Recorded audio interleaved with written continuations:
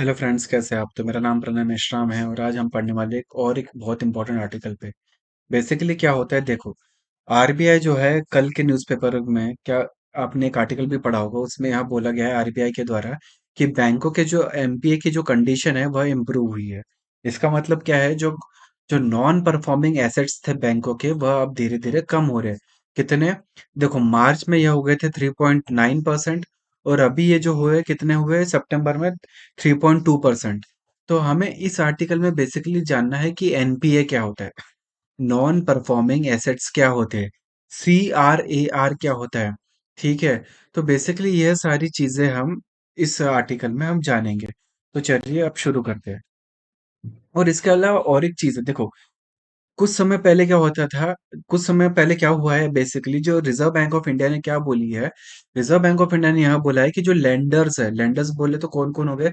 जैसे बैंक्स हो गए, या फिर नॉन बैंकिंग फाइनेंशियल कंपनीज हो गई, जैसे कि एनबीएफसी वगैरह पकड़ लो, या फिर कोई बैंक हो गई जैसे कि एसबीआई बैंक हो गई।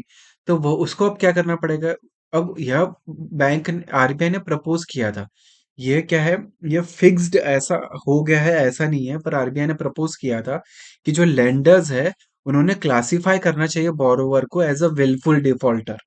और ये विद इन 6 मंथ, एक बार उनका अकाउंट एक बार नॉन परफॉर्मिंग एसेट बन जाता है किसी बोरोवर का, तो लेंडर्स ने, बैंकों ने उस अकाउंट को 6 महीने के अंदर एज अ विलफुल डिफॉल्टर घोषित कर देना चाहिए।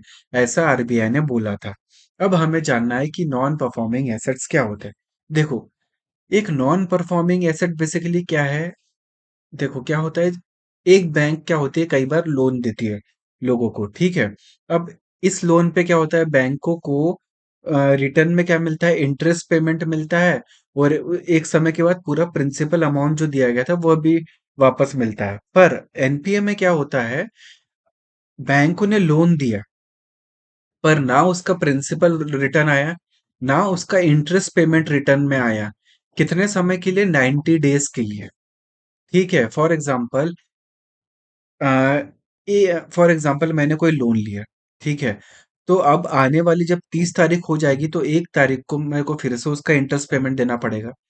पर क्या होता है, अगले आने वाली 1 तारीख को मैं लोन का इंटरेस्ट पेमेंट नहीं देता हूँ, और उस तारीख से और 90 डे हो जाते हैं, पर स्टिल मैं ना प्रिंसिपल देता हूँ, ना मैं इंटरेस्ट वापस करता हूँ बैंकों को।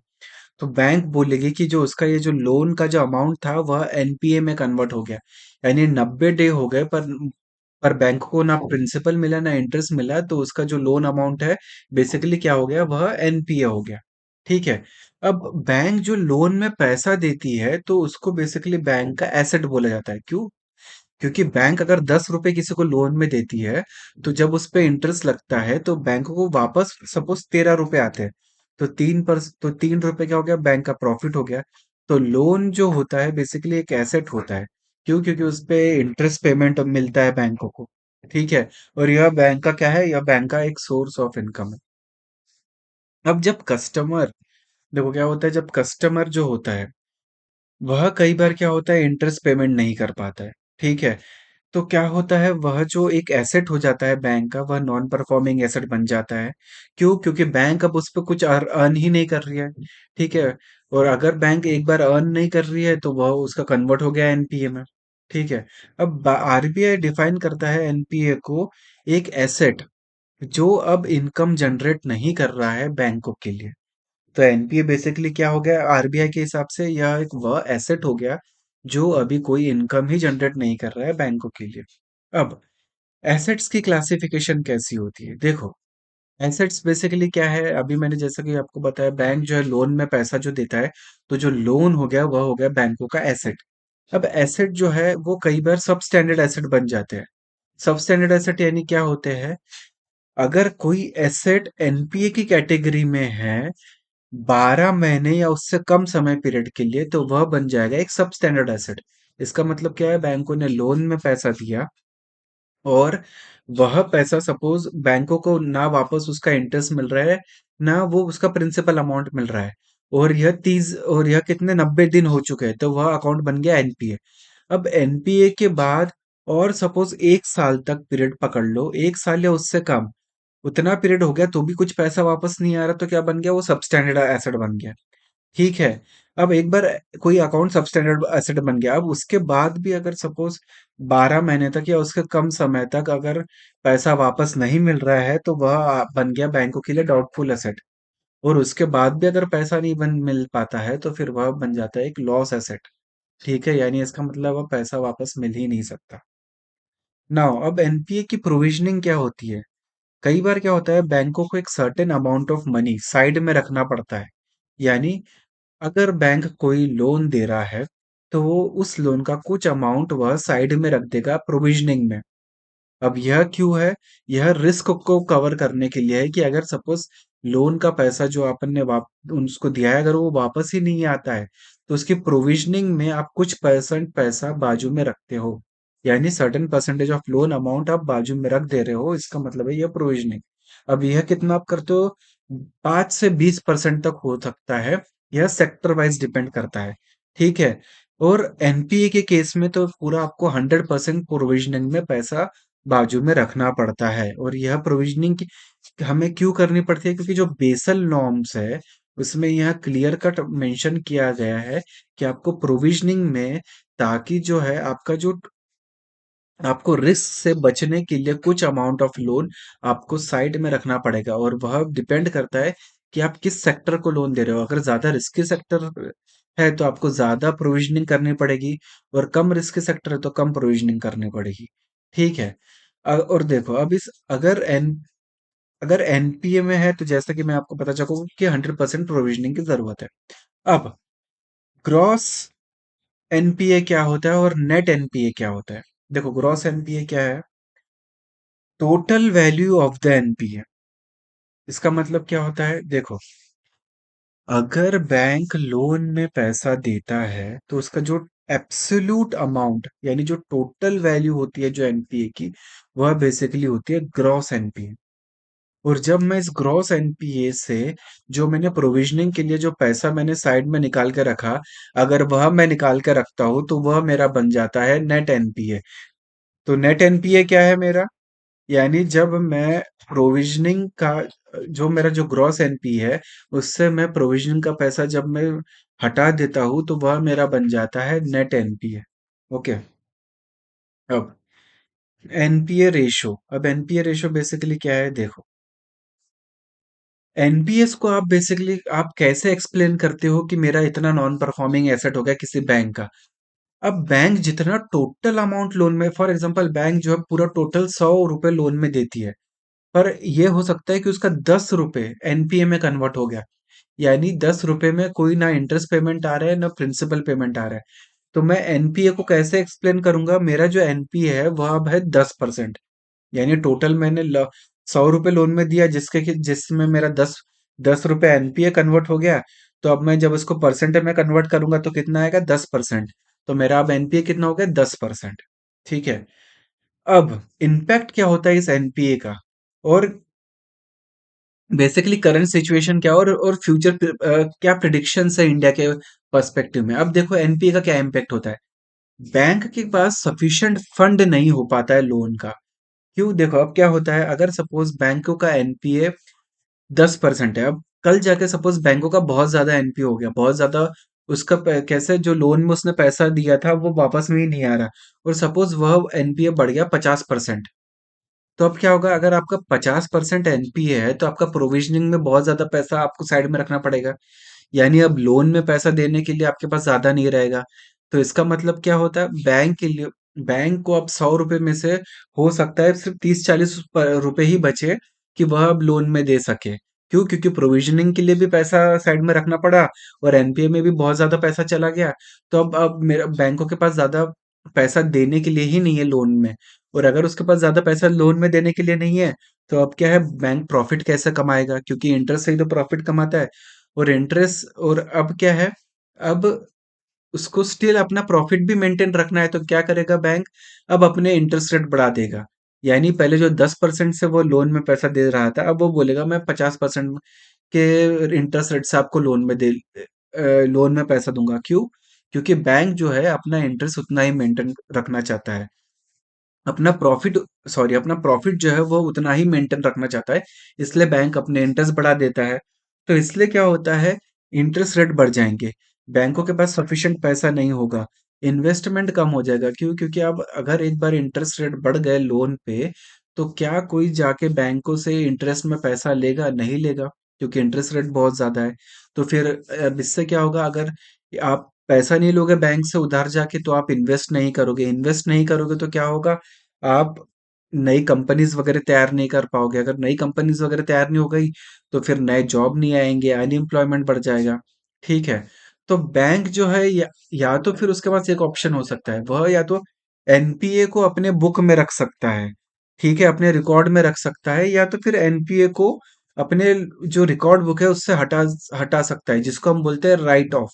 अब यानी क्या है देखो, अगर बैंक एनपीए को अपनी जो बैलेंस शीट में वह रखता है, तो इससे क्या होता है कई बार, अब उसको अपने प्रॉफिट और लॉस में भी उसको दिखाना पड़ेगा। पर अगर बैंक उसको अपने एनपीए को राइट ऑफ कर देता है, यानी जो अपना जो स्टेटमेंट है उससे एनपीए को हटा दिया, तो इसका मतलब क्या है, अब उस पे बैंक को क्या है, टैक्स पे नहीं करना है।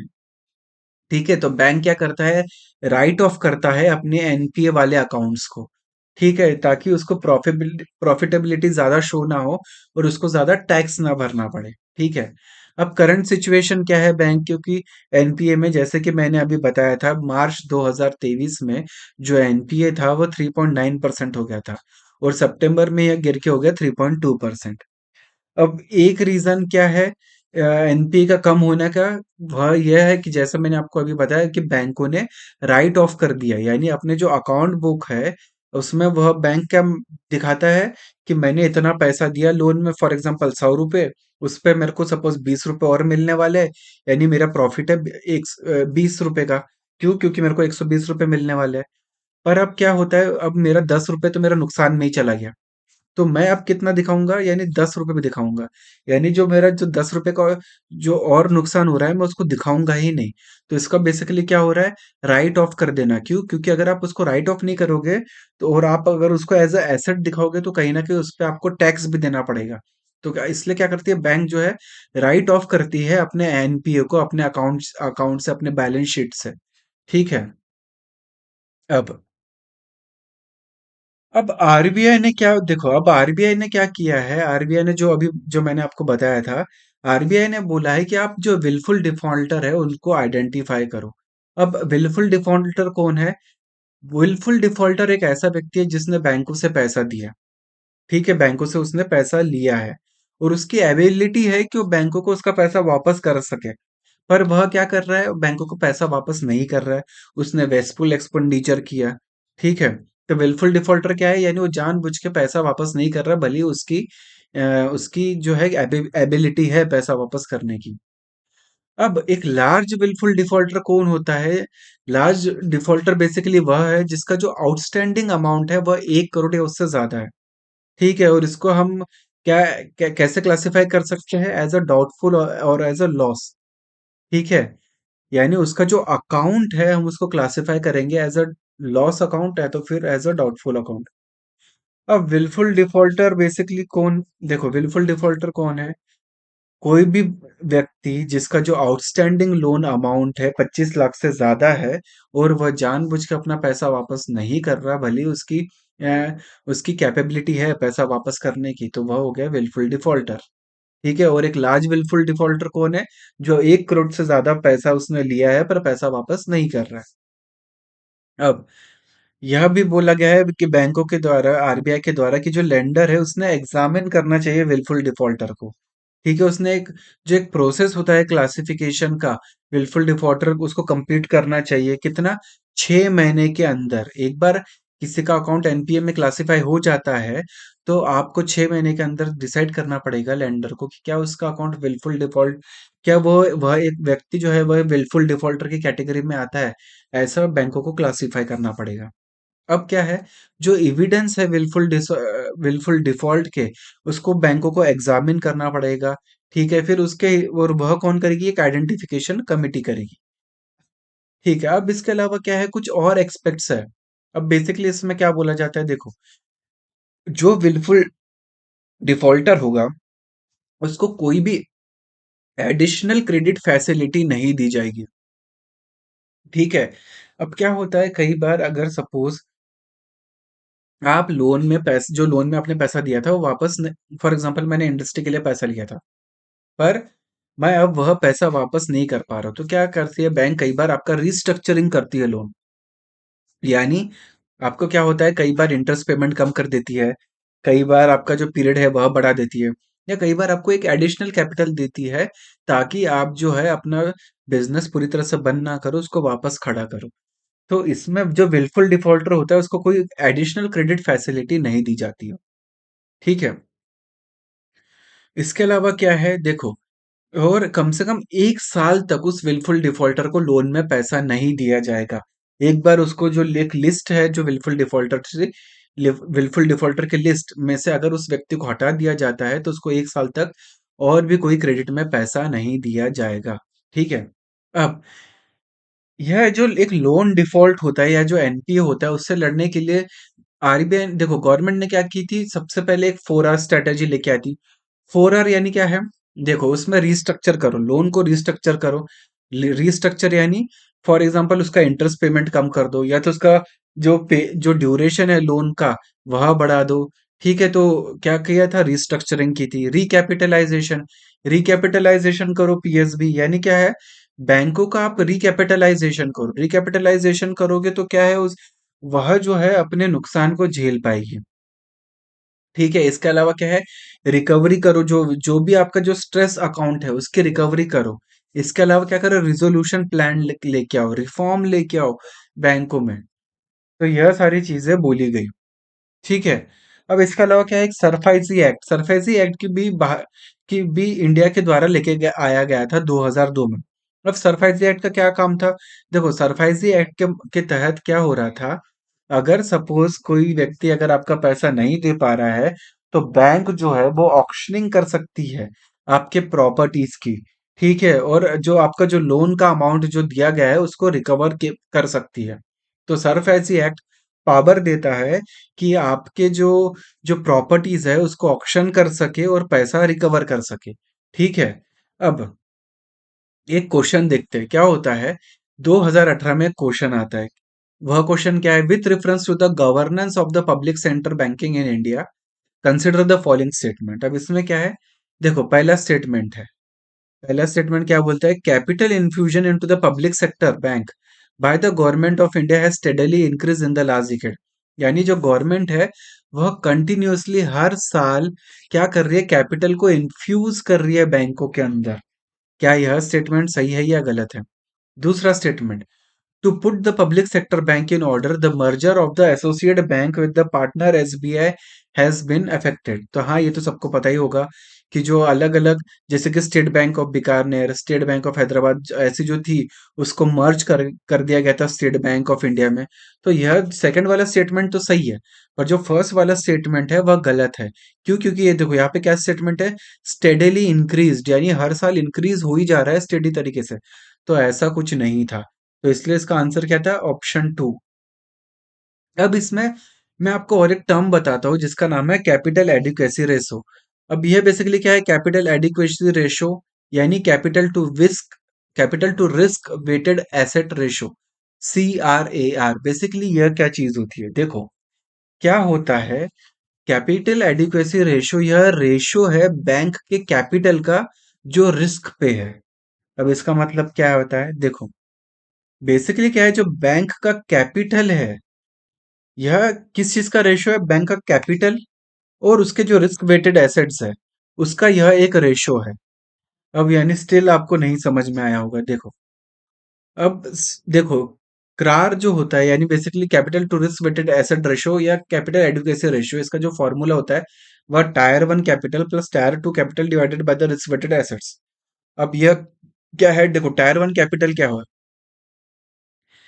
बैंक कई बार क्या होती है, लॉस झेलती है। ठीक है। अब उस लॉस को एब्जॉर्ब करने के लिए बैंक के पास क्या होता है, कई बार इक्विटी कैपिटल होता है, शेयर कैपिटल, यानी बैंक अपने शेयर इशू करती है। ठीक है, अपने इक्विटीज इशू करती है। अब उस पैसे से बैंक जो है अपने लॉसेस को झेल सकती है, और without being bank required to stop the trading. यानी क्या है, बैंक अपना नॉर्मल ऑपरेशन कर सकती है, अपने लॉसेस झेल सकती है, कैसे, अपने शेयर कैपिटल के पैसे से, इक्विटी कैपिटल के पैसे से। ठीक है, और अपने लॉसेस को झेल सकती है, वह होता है टायर वन कैपिटल। अब टायर टू कैपिटल क्या है? ये बेसिकली ये वह कैपिटल है जिससे कि बैंक एब्जॉर्ब करती है अपने लॉसेस को in the case of winding up. अगर सपोज बैंक जो है अपने ऑपरेशन बंद कर रही है, बैंक अब अपने पूरा ऑपरेशन बंद करके बैंक अपना धंधा पूरी तरह से बंद कर रही है, तो उस समय क्या उसके जो लॉसेस हुए उसको कवर करने के लिए टायर टू कैपिटल लगता है। वो टायर टू कैपिटल जो होता है बेसिकली यह डिपॉजिटर को उनका पैसा वापस देता है, प्रोटेक्शन देता है। और इसमें कौन कौन सा पैसा आ गया? एक एक अनऑडिटेड रिजर्व्स आ गए, या फिर अनऑडिटेड रिटेन्ड अर्निंग्स आ गई। ठीक है, बेसिकली ये होता है टायर टू कैपिटल। अब जो रिस्क वेटेड एसेट है, रिस्क वेटेड एसेट बेसिकली क्या होता है?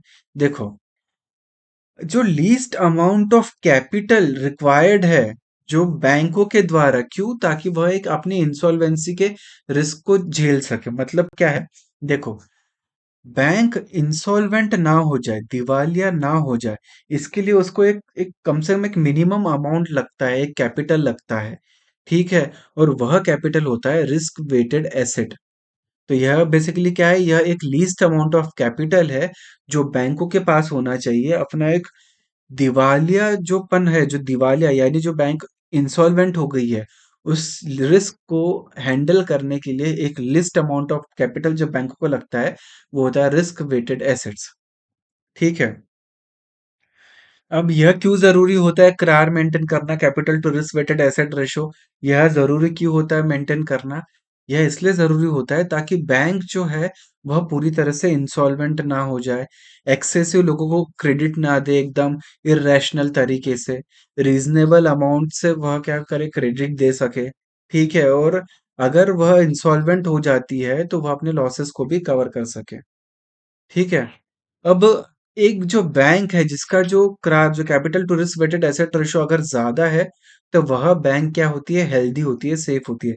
इसका मतलब फॉर एग्जांपल, अब बैंकों के जो रिस्की एसेट्स है, अब वह सपोज बैंकों का जो टोटल लोन है उसके 10% से है, तो बैंकों को उतना कैपिटल बाहर से अरेंज करके लेके आना पड़ेगा। इसका मतलब क्या है? बैंक अब अपने शेयर वगैरह इशू करेगी और उतना ही एक्स्ट्रा कैपिटल लेके आएगी। क्यों? ताकि अगर कल जाके बैंक अगर दिवालिया घोषित हो जाए या कुछ उसके जो रिस्क हो जाए, उसको कवर करने के लिए बैंक उतना ही कैपिटल मार्केट से लेके आएगी, ताकि जो उसके जो एनपीए बढ़ रहा है उस उतना अमाउंट को कवर करने के लिए बैंक जो है वो एक्स्ट्रा कैपिटल लेके आएगी, जिसको हम बोलते हैं capital to risk weighted asset ratio. और यह बेसिकली यह दिखाता है कि बैंक जो है वो हेल्दी है, सेफ है और अपने फाइनेंशियल ऑब्लिगेशन पूरी तरीके से कर सकती है। तो इसलिए capital to risk weighted asset ratio या आरबीआई मैंडेट करता है कि बैंक जो है एक कार है बेसिकली जो कैपिटल एडिक्वेसी रेशो है वह मेंटेन करे। ठीक है। अब यह क्यों जरूरी है? देखो, क्योंकि जो आम जनता है वह बैंकों में पैसा डिपॉजिट करती है। ठीक है, और डिपॉजिटर के फंड की गारंटी होना एक बहुत ज्यादा जरूरी होता है। और अगर बैंक दिवालिया हो जाए तो लोग अगली बार बैंकों में पैसा जमा ही नहीं करेंगे। तो इसलिए कैपिटल एडिक्वेसी रेशियो जरूरी होता है जिससे बैंक जो है अपने लॉसेस के रिस्क को कवर कर सके। ठीक है, और डिपॉजिटर के फंड की प्रोटेक्शन हो सके इसमें। अब बेसल नॉर्म जो 3 है वह रिक्वायर करते हैं कि आप जो है capital to risk weighted asset ratio, capital adequacy ratio maintain करो। कितना? 8%। ठीक है। अब इंडिया में आरबीआई ने मैंडेट किया है कि जो शेड्यूल कमर्शियल बैंक्स है वो 9% का ये कैपिटल एडिक्वेसी रेशियो मेंटेन करेगी, और जो पब्लिक सेक्टर बैंक्स है वह 12% का मेंटेन करेगी। ठीक है, तो यह सारी चीजें इस आर्टिकल में थी। I hope you like this session. Okay, thank you and have a nice day.